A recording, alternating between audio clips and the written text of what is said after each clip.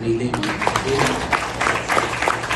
Dahil sa kitang-kita namin kung paano nyo po pinaghandaan ito pong aktibidad na ito, ang Buklod Night.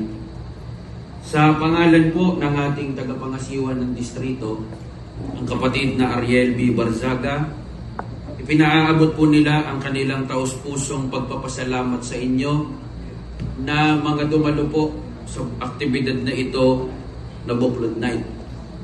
Nagpapasalamat din po ng maraming ang ating pong tagapangasiwa sa lahat po ng mga may tungkulin sa Kapisanan Buklod, maging sa Kadiwa, maging sa Samahang Iskan na nanguna para ipagmalasakit na maipagtagumpay at maisagawa ang aktibidad na ito.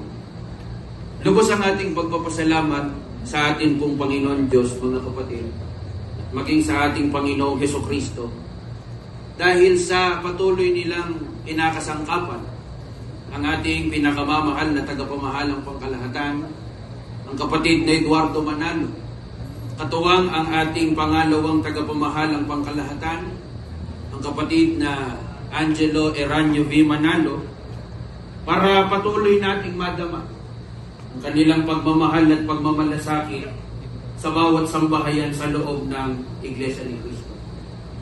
Ang katunayan nito, mga kapatid, mayroong ganitong mga makabuluhang aktibidad na naglalayong patatagin ang pagsasama po ng mga mag-asawa.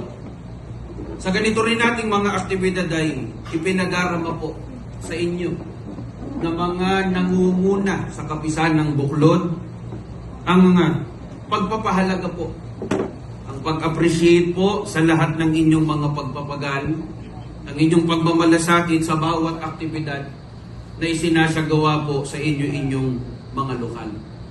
Sana, mga kapatid, matupad sa atin at sa ating buong sambahayan ng hangarin ng kapatid Eduardo Manalo na malasap at matanggap natin ang pangako ng Diyos sa mga mag-asawa at sa mga sambahayan na may banal na takot at masunurin sa ating Panginoon Diyos.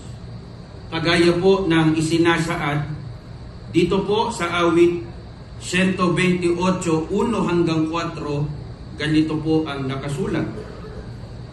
Mapalad ang bawat isa na natatakot sa Panginoon, na lumalakad sa kanyang mga daan, sapagkat iyong kakanin ng gawa ng iyong mga kamay.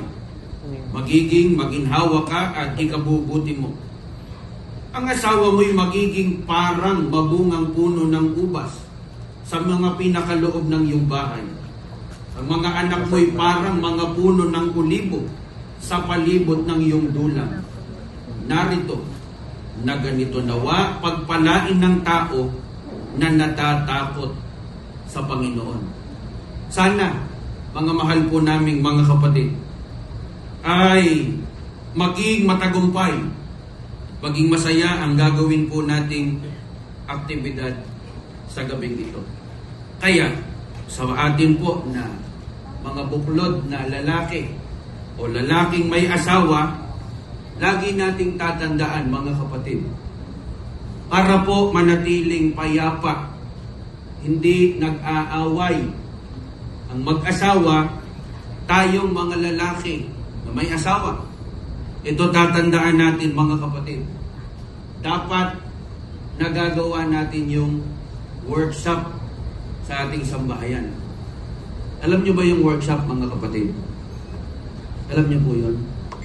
Pagka sinabing workshop, para payapa ang mag-asawa at hindi nag-aaway, dapat ang lalaki work ng work, ang babae shopping ng shopping. Salamat po, mga kapatid.